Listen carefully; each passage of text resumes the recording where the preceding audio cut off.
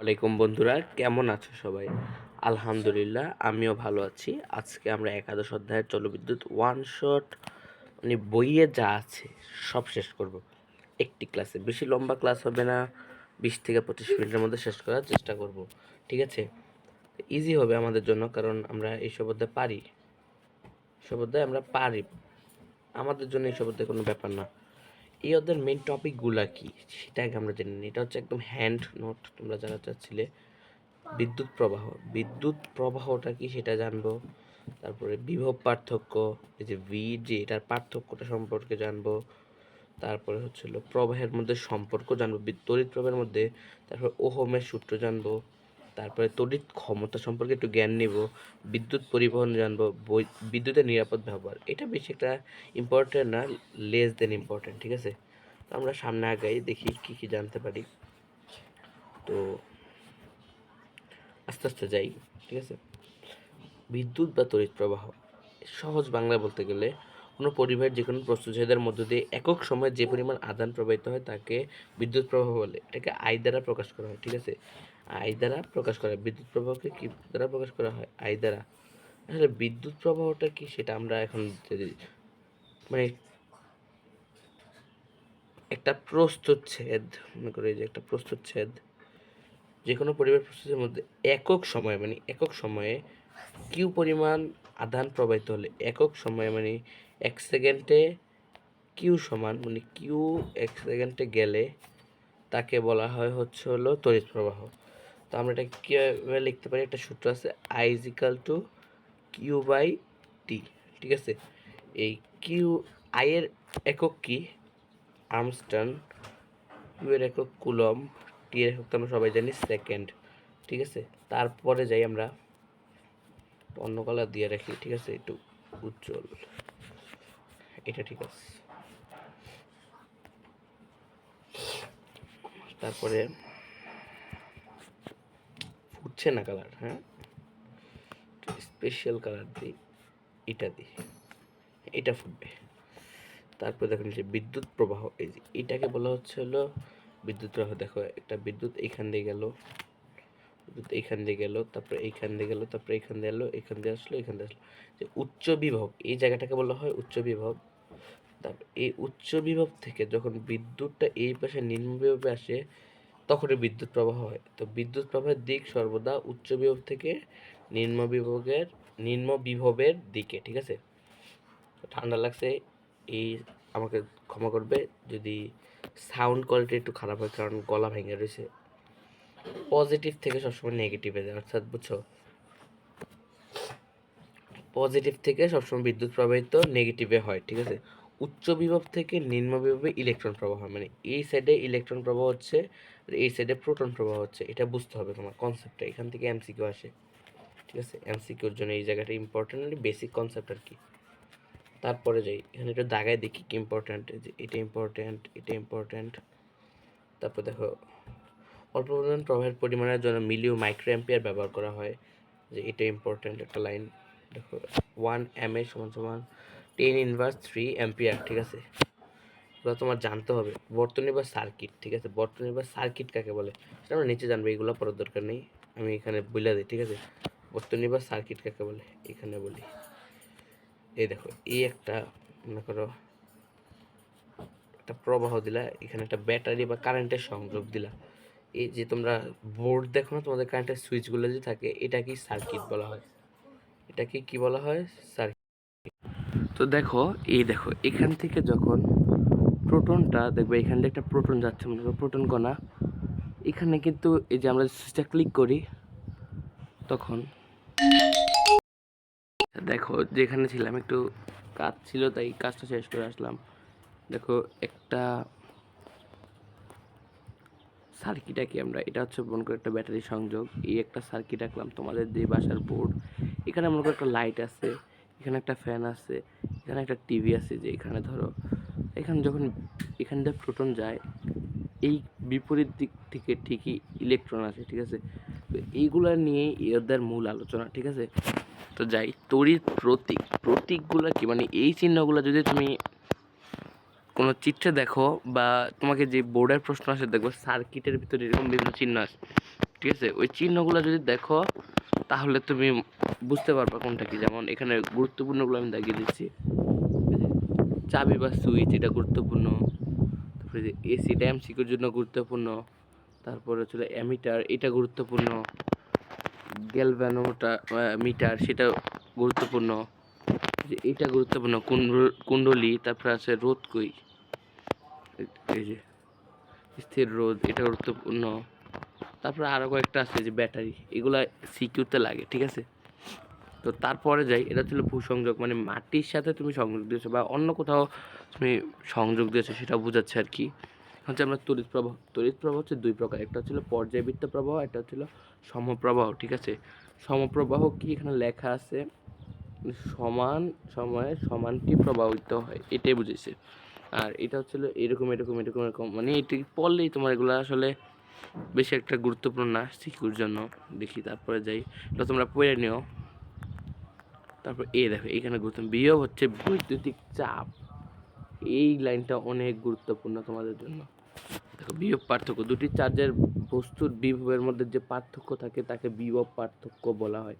বিভব পার্থক্যের ইংলিশ কি, পটেনশিয়াল ডিফারেন্স। ঠিক আছে, এ বস্তুর বিভব এবং বি বস্তুর বিভব, বস্তুদের মধ্যকার বিভবের পার্থক্য হবে ভি ইজ ইকাল টু এ, বিভব এ মাইনাস বিভব বি, যখন বিভব এ বড়। ঠিক আছে, আবার যখন বিভব বি বড় তখন, মানে এখানে দুটো শর্ত দিচ্ছে, এই শর্তগুলা পালন করলেই বিভব কখন কোনটা ভাবে বিভব বাইর করবো সেটা, বিভব পার্থক্য এই কনসেপ্ট দ্বারা বাইর করা যায়। এটা খুবই ইম্পর্টেন্ট একটা টপিক, কারণ এটা সিকিউতে লাগে। ঠিক আছে, তো এখন যে পরীক্ষা হবে ক্ষমতা যদি নির্ণয় করতে বলে তখন এই বিভবের মান বাইর করতে হয়, তখন এই শর্ত দ্বারা আমরা বিভব বাইর করতে পারবো। এই দেখো ওমের সূত্র, এটা তো মোস্ট ইম্পর্টেন্ট, এটা হচ্ছে তোমরা 5 স্টার দিতে পারো। ওমের সূত্র কাকে বলে, স্থির তাপমাত্রায় কোনো পরিবাহীর, স্থির তাপমাত্রায় কোনো পরিবাহীর যে কোনো, দেখো স্থির তাপমাত্রায় কোনো প্রবাহের যে কোনো প্রস্থচ্ছেদের মধ্য দিয়ে যে তড়িৎ প্রবাহিত হয় তা ওই পরিবাহীর দুই প্রান্তের বিভব পার্থক্যের সমানুপাতিক। সমানুপাতিকটা হচ্ছে এটা। ঠিক আছে, বুঝতে হবে। এখানে বলি সমানুপাতিকটা কি, আই ইজ ইকাল টু, বোঝানো হচ্ছে আই ইজ ইকাল টু, দেখো ওমের সূত্রটা এইখান থেকে আসছে। ঠিক আছে, তো আমরা যখন কোনো সমানুপাতিক থেকে সূত্র বানাতে যাব অবশ্যই একটা ধ্রুবক আনতে হবে। ঠিক আছে, এই যে সেটা হচ্ছে ধ্রুবকটা। ঠিক আছে, তো এইখান থেকে সেই সূত্র বানিয়ে এই দ্বারাও নিচে হয়তো বা আছে যে একটি সমানুপাতিক ধ্রুবক যাকে পরিবাহিতা বলে, বললাম না একটা ধ্রুবক আনতে হয়, সেখানে লেখা আছে যে একটা ধ্রুবক। ঠিক আছে, এর মান ক্যালকুলেটারে দেওয়া আছে, তোমরা দেখে নিও। তড়িৎ প্রবাহ বিভব পার্থক্য বাই রোধ। ঠিক আছে, তড়িৎ প্রবাহ হচ্ছে আই, বিভব পার্থক্য হচ্ছে ভি, আর রোধ হচ্ছিল আর। ঠিক আছে, কোনটাকে কী দিয়ে প্রকাশ করে জানতে পারলা তো, এখন আমরা একটু মোটো করে নিই। I is equal to V by R. ঠিক আছে, এখান থেকে আমরা বিভিন্ন কিছু বানাতে পারি, V is equal to, sorry I R. ঠিক আছে, এটা বানাতে পারি।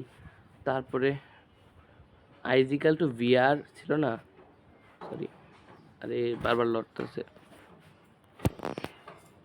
ভি বাই আর ছিল না, সেখান থেকে আমরা চাইলে R is equal to I V by I বানাতে পারি। তোমার যেরকম ইচ্ছা সেরকম তুমি তৈরি করতে পারো, কোনো সমস্যা নেই। এই সূত্র থেকে অনেক কিছু বাইর করা যায়, বিভব, রোধ, তুমি যেইটা চাও। তো এইটা তোমরা বুঝে নিও, আমি তো বুঝাই দিলাম মোটামুটি, তোমরা যদি না বুঝে একটু পড়ে নিও। তড়িৎচালক শক্তি, তড়িৎচালক শক্তি কি, ইএমএফকে তড়িৎচালক শক্তি বলা হয়, ইলেকট্রোমোটিভ ফোর্স বলা হয়, ইএমএফ। ঠিক আছে, এটা বিভিন্ন সময় বিভিন্ন নামে ডাকা হয়। দেখো পড়ছি, এখানে বলা আছে হয়তো বা, না এখানে বলা নেই, তোমাদের বইয়ে বলা আছে। ঠিক আছে, এর সূত্র হচ্ছিল ডব্লিউ বাই কিউ। এই ইর অনেক সময় বিভব বলা হয়, ইজিক্যাল টু ভি। তোমরা দেখবা সার্কিট যখন প্র্যাকটিস করবা তখন দেখবা সার্কিটের নিচে এরকম ই ইকুয়াল 20 ভোল্ট দেওয়া আছে, বিভব ভি এর একক ভোল্ট, আবার ই এম এফ এটার একক ভোল্ট, অর্থাৎ এই বিভব আর কে অনেকটা একই রকম ধরা হয়, বাট এটার পার্থক্য আমরা ইন্টারমিডিয়েটে শিখতে পাবো। ঠিক আছে, আপাতত আমাদের দুটা একই ধরা হয়েছে। দেখো ওমের সূত্রের প্রতিপাদন, এটা এমসিকিউ না, শর্ট কোশ্চেনের জন্য ইম্পর্টেন্ট, এসকিউ।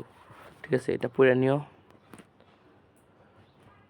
যে যখন তোমার কোনো সার্কিটে এটা একটু বুঝাই দিই, অভ্যন্তরীণ রোধ মানে একটা রোধ হচ্ছে পুরাটা রোধ, একটা হচ্ছে অভ্যন্তরীণ ভিতরে একটা রোধ দেওয়া আছে, তখন তুমি যখন I is equal to B by R করতেছো সূত্র, তখন অবশ্যই আর এর সাথে অভ্যন্তরীণ রোধটা যোগ করতে হবে। দেখো এখানে বি এর জায়গায় ই দিছে, দেখছো, চাইলে এখানে বি দেওয়া করতে পারো। তোমার প্রশ্নে দেখো এখানে প্রশ্নে বি দেওয়া ই দেওয়া আছে, তাই অনেক সময় প্রশ্নে বিও দেওয়া থাকবে।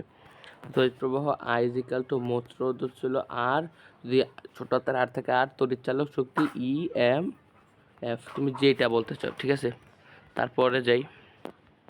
দেখো রোধ, এটা মোস্ট ইম্পর্টেন্ট, তোমাদের আগে পৃষ্ঠাটা দেখাই কীরকম, এটা স্ক্রিনশট নিয়ে নাও, এটা অনেক ইম্পর্টেন্ট। রোধ কাকে বলে? পরিবাহের যে ধর্মের জন্য, মানে এটা পড়ার দরকার নেই, বাংলা কথা বলি। এই যে এই একটা বাধা, তুমি যখন সার্কিটের ভিতরে লাইট দেখা যাচ্ছে, ওই লাইটটা বাধা পাইতেছে না, ওই বাধাটাই হচ্ছে রোধ। ঠিক আছে, একদম সহজ কথা। রোধের একক ওহম। ঠিক আছে, ওহমকে কীভাবে প্রকাশ করা হয়? এইভাবে। ঠিক আছে, ওহম বলা হয়।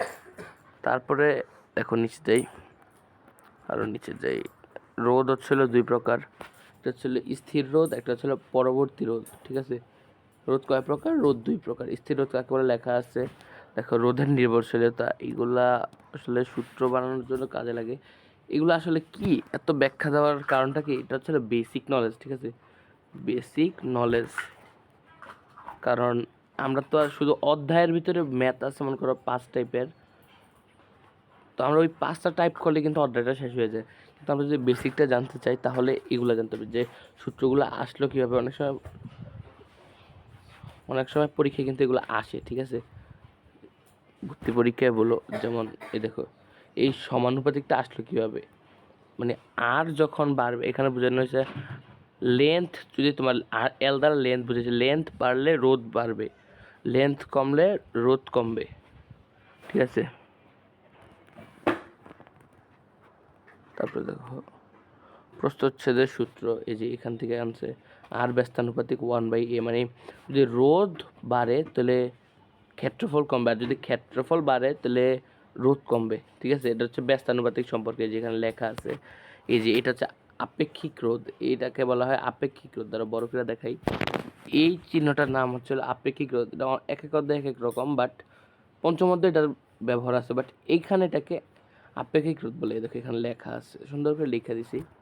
তো এই একটা সূত্র, এটা গুরুত্বপূর্ণ একটা সূত্র। এখান থেকে অনেক সময় আপেক্ষিক রোধ বাইর করতে হয়, লেন্থ বাইর করতে হয়, ক্ষেত্রফল বাইর করতে হয়, রোধ বাইর করতে হয়।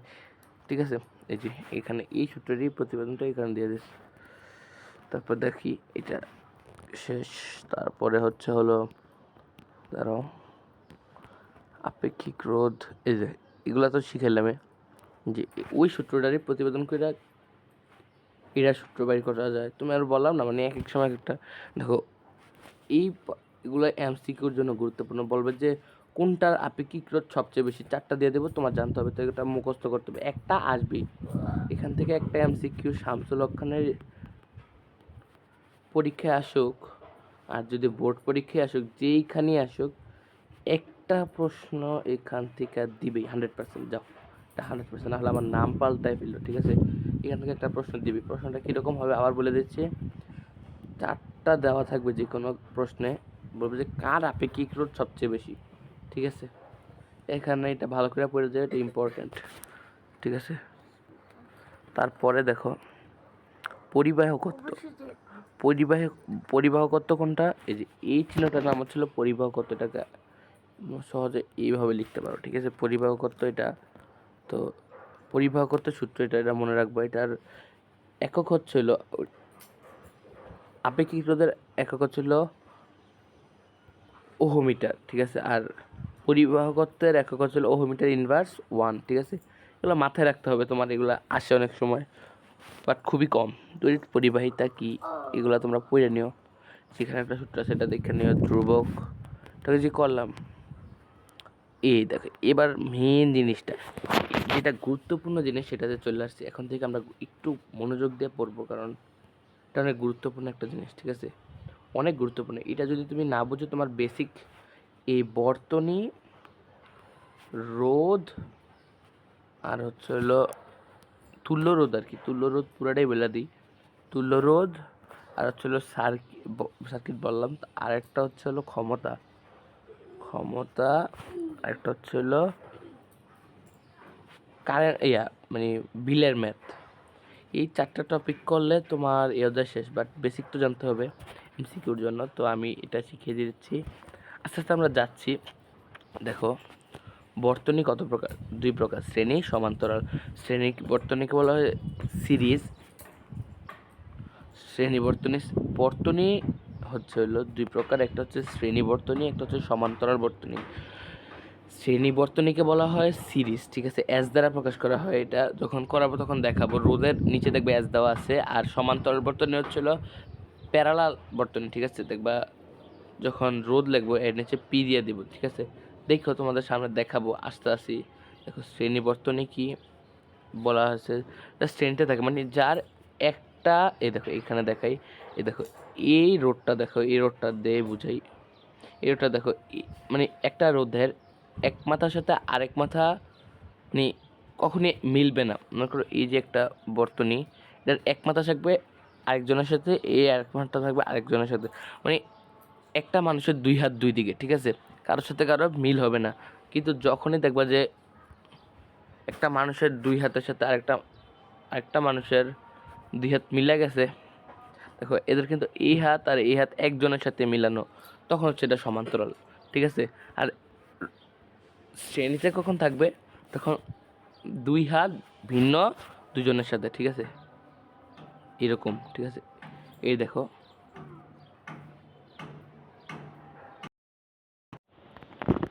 এখানে দেখো, আমি ভালো করে বুঝাই।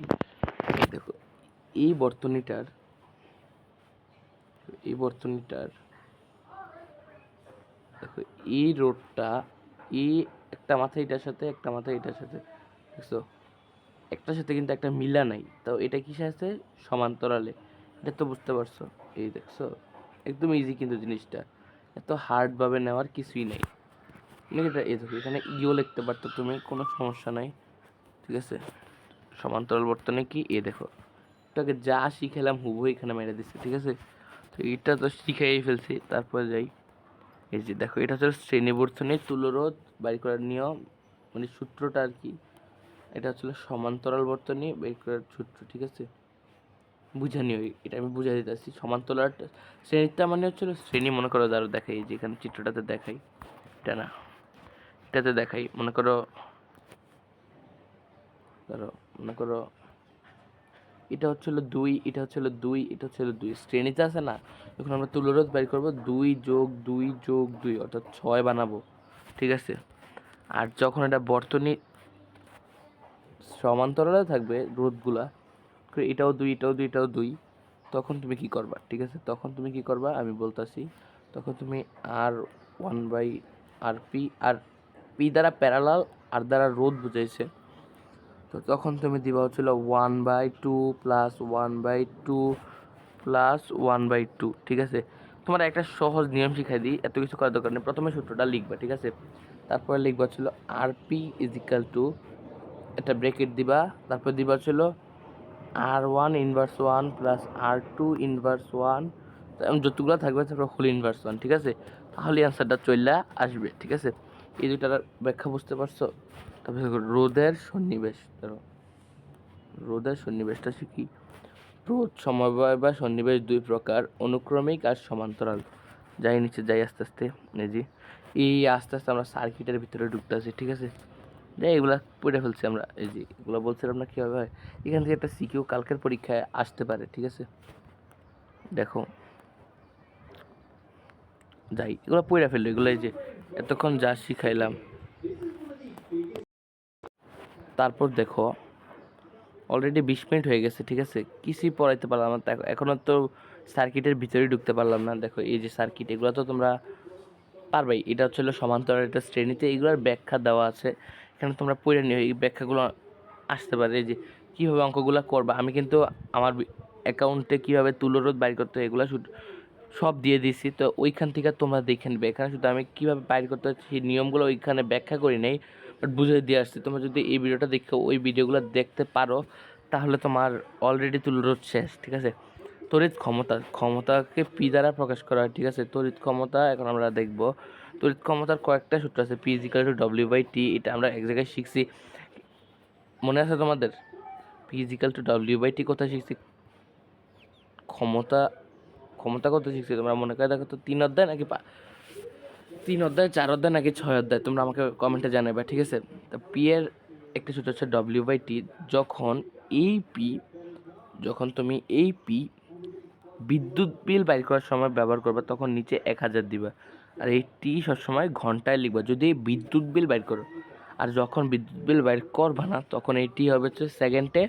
এবং এই সব কিছু এইভাবে থাকবে, যেভাবে সূত্রটা দিলাম, ঠিক আছে। তো দেখো, সূত্রের ব্যাখ্যা দিয়ে দিছে। এই দেখো, এটা হচ্ছে আরেকটা সূত্র, ফিজিক্যাল টু ভিআই। এই ভিআই থেকেই দেখো আরেকটা সূত্র বানানো যায়। দেখো ভিআইটা রে, দেখো ভি ফিজিক্যাল টু কি আই আর না, আরেকটা থাকে আই স্কোয়ার আর হয়ে যায়, ঠিক আছে। এখান থেকে আরেকটা সূত্র বানানো যায় আই স্কোয়ার আর, ঠিক আছে। এই দেখো, দাঁড়া দেখাচ্ছি, আই স্কোয়ার আর। দেখো তারপর ওই আই স্কোয়ার আর থেকে দেখো আরেকটা সূত্র পাচ্ছে, P is equal to V square by R, ঠিক আছে। এই সূত্রগুলো মোট 4টা সূত্র আছে, এটা ইম্পর্ট্যান্ট, এটা থেকে একটা সিকিউ আসতে পারে, এটা আমি 5 স্টার দিব, ঠিক আছে। তোমরা এটা ভালো করে পড়ো, এটা ইম্পর্ট্যান্ট। তারপরে যে এটা থেকে একটা সিকিউ আসবেই। শামসুল হক খানের যদি পরীক্ষা হয়েছে, এইটা থেকে সিকিউ আসে নাই, এটা এখন পর্যন্ত হয় না। শামসুল হক খান স্কুল অ্যান্ড কলেজের জন্য 100% এখান থেকে একটা সিকিউ আসবে। যেই 4টা সূত্র মুখস্থ রাখতে পারবে, সে শামসুল হক খান যেই সিকিউ আসবে ক্যান্সেল করতে পারবে, ঠিক আছে। তারপর হচ্ছে ওয়াটের একক হচ্ছে হইলো জুল সেকেন্ড ইনভার্স 2, ঠিক আছে। এটার ব্যাখ্যা দেওয়া নাই, তোমরা ব্যাখ্যাটা শিখে নিও, কোনো টেস্ট পেপার খুললে পাইবা। তড়িৎ শক্তি কাকে বলে দেখো, এটা পড়ে নাও, W is equal to V into Q, এটা পড়ে নাও। এগুলা গুরুত্বপূর্ণ এমসিকিউর জন্য। দেখো এগুলা তেমন একটা সিকিউর জন্য। দেখো এই যে সিস্টেম লস কমানোর উপায়, লোডশেডিংয়ের কারণ, এগুলো হচ্ছে হলো শর্ট কোশ্চেনের জন্য ইম্পর্টেন্ট, যাও বললাম। আর কি আছে এখানে, আর কোনো টপিক গুরুত্বপূর্ণ দেখতেছি না, এগুলো তোমরা পড়ে নিও। মোটামুটি আমার ক্লাসের মেন এই যে ফিউজের সুবিধা, এগুলো পড়তে পারো, ফিউজের অসুবিধা, ঠিক আছে। এগুলো তোমরা পড়তে পারো। ফিউজ কি, অ্যামিটারকে সরি কী করলাম, দেখবা তোমার একটা সার্কিট আঁকা আছে, এই একটা সার্কিট আঁকা আছে, দেখবো এইখানে তোমার এমনকি দেওয়া আছে, এর মান দিয়ে দিব, দিয়া মানে এর মান দেওয়া থাকবে, তোমরা বলবো যে এর মানটা কি সঠিক আছে কিনা, ঠিক আছে। গ্যালভানোমিটার আছে, যে যন্ত্রের সাহায্যে বর্তনীর তড়িৎ প্রবাহের অস্তিত্ব ও নির্ণয় করা যায়, পরিমাণ নির্ণয় করা, তাকে গ্যালভানোমিটার বলা হয়। ভোল্টমিটার, যেটা দিয়ে ভোল্ট মাপা যায়। বিবিধ কি, এখান থেকে পড়ে নিও, ঠিক আছে। রোদের উষ্ণতা সহগ, এগুলো আসে না আসলে বেশি একটা, ঠিক আছে। এগুলো এমসিকিউর জন্য। তারণ বেগ কি, দেখো পড়ে নাও।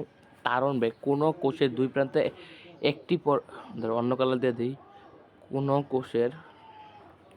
কোনো কোষের দুই প্রান্তের একটি পরিবাহী তার দিয়ে যুক্ত করলে পরিবাহীর মুক্ত ইলেকট্রনগুলো প্রবাহিত হয়ে তড়িৎ প্রবাহ সৃষ্টি করে। ইলেকট্রনগুলো যে গড় বেগে প্রবাহিত হয় তাকে তারণ বেগ বলে, ঠিক আছে। এই চিত্র দরকার নাই, মোস্ট ইম্পর্ট্যান্ট না, বাট আছে, এমসিকিউতে আসতে পারে। তো এই দেখো এখানে সব কিছু চিহ্নিত করা আছে কোনটা কি, ঠিক আছে। এটা তুমি পড়লে তোমার মোটামুটি এই নোটটা পড়লে হয়ে যায়, এর উপরে বেসিক ধারণা যা আছে, প্রবাহের ঘনত্ব, ঠিক আছে। এগুলো এই অধ্যায় থেকে অন্যান্য অধ্যায়ে বেসিকে কাজে লাগে। থ্যাঙ্কস তোমাদেরকে। তারপর আমি নোট 2 নিয়ে আসতেছি। তো যারা এইটা বুঝো নাই তারা নোট 2 অবশ্যই বুঝবা আশা করি। নোট 1 আমরা দেখলাম, নোট 2 আমরা পরে করব, ঠিক আছে। নোট 1 আপাতত আমাদের শেষ। এটা ধরো 1 মিনিট, আমাদের নোট এখানে একটু করি, একটু কাজ আছে। আমাদের নোট 1 আমাদের ডান। সবাই ভালো থাকবে, সুস্থ থাকবে। আল্লাহ হাফেজ, আসসালামু আলাইকুম।